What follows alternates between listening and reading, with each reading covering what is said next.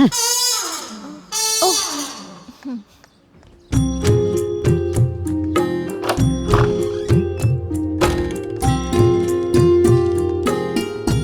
आई पापा। एक मिनट पापा जी, एक मिनट एक मिनट।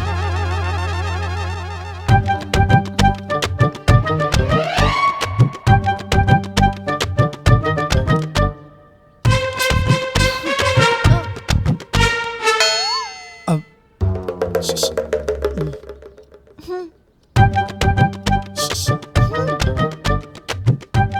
एक मिनट पापा। कैरेक्टर के साथ साथ लोकेशन की भी डिटेल्स देवे के चाहिए ना। लोकेशन किचन कहाँ बा? ताई से बोला ना, ओ तरफ।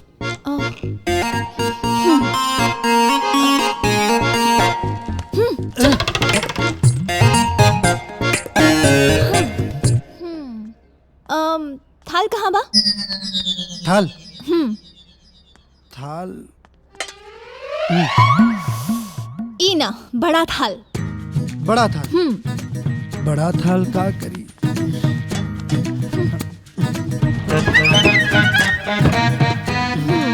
लोटा। लोटा। ग्लास से काम ना चले? पीतरिया लोटा चाहिए। पितरिया लोटा। लोटा लोटा। पानी भरा। है? पानी भरा। पानी।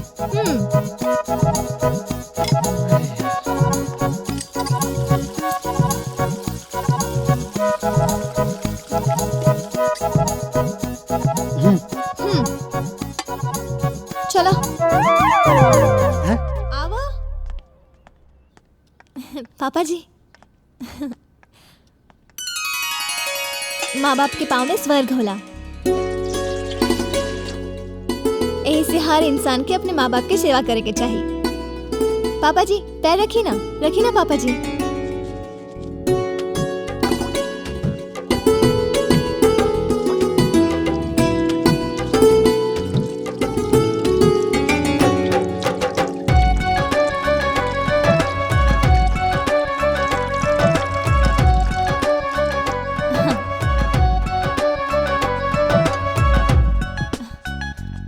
पापा जी अब दाहिना पाव अंदर रख के अंदर आई।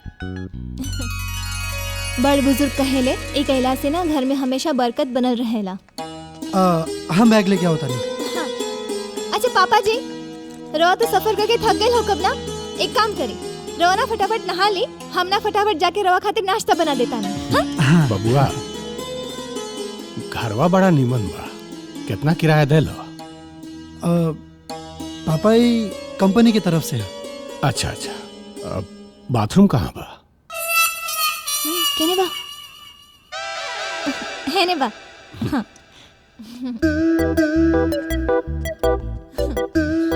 ए हेलो मिस्टर बॉयफ्रेंड।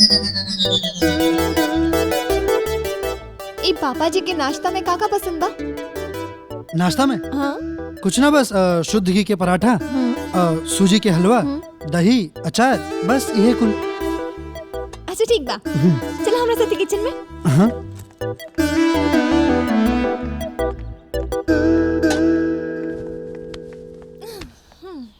तोहरा के नहीं खिलागत कि तू कुछ ज्यादा ही ओवर एक्टिंग कर रहल बाड़ू? ए हेलो, 26 फिल्म का एक्सपीरियंस बा, तू ना हमरा के एक्टिंग मत सिखाओ। कैमरा के सामने तो 2 लाइन थोड़ा सी ठीक से बोले ना जाए, हर चलल बड़ा हमरा के एक्टिंग सिखावे। हमके ना हमार कैरेक्टर प्ले करे दो। अब बताओ सूजी कहाँ बा? सूजी? हाँ। हाँ एक मिनट।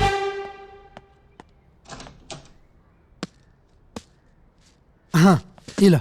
शक्कर? शक्कर। घी?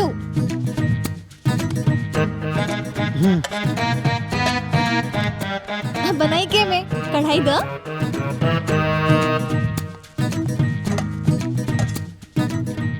ठीक बा, बनावा। क्या? हम बनाई? तू बनावा? हेलो एक्सक्यूज मी, सिर्फ गर्लफ्रेंड की एक्टिंग करके पैसा दिले बाड़ा ई सब। अरे तो फिर बनाई के? एक घर तो हार, किचन तो हार, ये सब सामान भी तो हार, बनाई पर तू ही ना। ए हम के बनावे ना आवेला।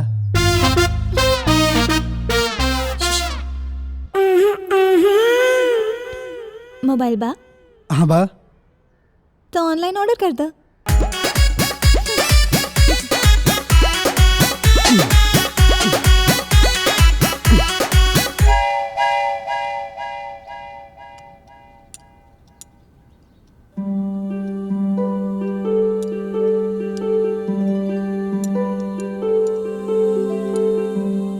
खाई ना पापा जी।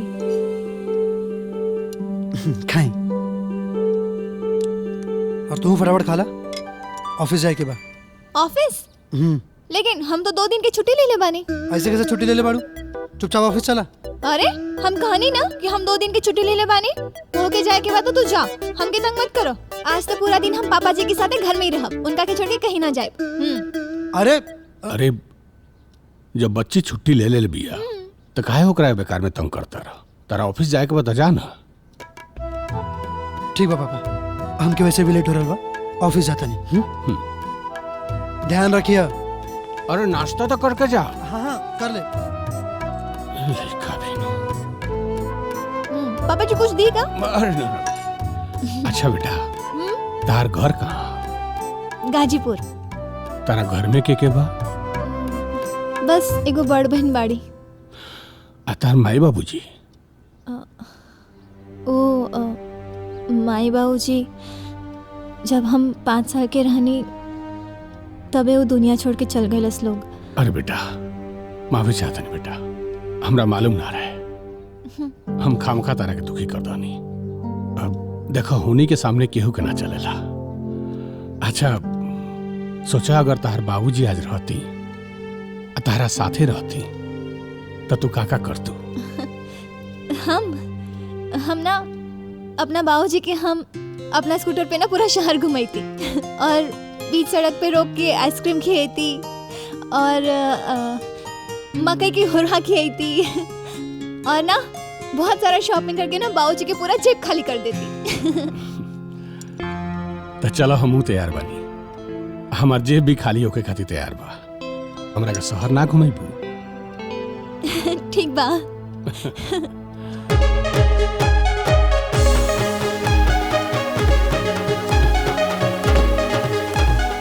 पापा जी मकई के हुर्रा। हाँ, आओ।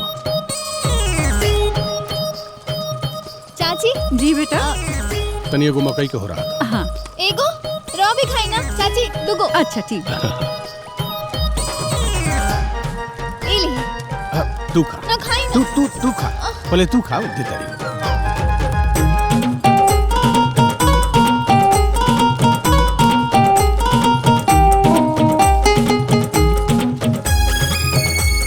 चले क्या? हाँ ठीक बा, हमें घुमा। हाँ संभाल।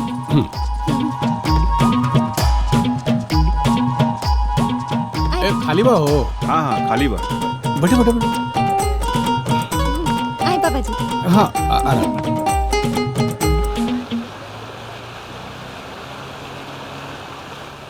ठीक लगा था बिटिया? हाँ पापा जी। अच्छा बिटिया एगो बात पूछी? हाँ तहारा सूरज के पहला मुलाकात कैसे हुई?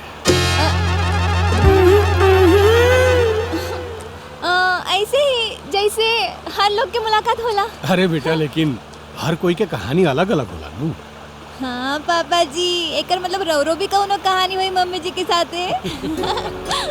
बताई ना पापा जी, प्लीज बताई ना। अरे उनका से तो ऐसे ही ब्याह हो गया ना कौनो तो कहानी जरूर हुई, बताई ना। बेटा भइल तो अरेंज मैरिज रहे लेकिन लव जैसा रहे। अच्छा पापा जी, रवा दिखे में कैसे रहनी? बेटा जैसे अभी सूरज लौकता रहे ना, लगभग वैसा ने रहा। और पापा जी मम्मी कैसे रहली? तार मम्मी तो लक्ष्मी के रूप रहली बेटा। अब जैसन लक्ष्मी के रूप होला वैसन मन में सोच ला।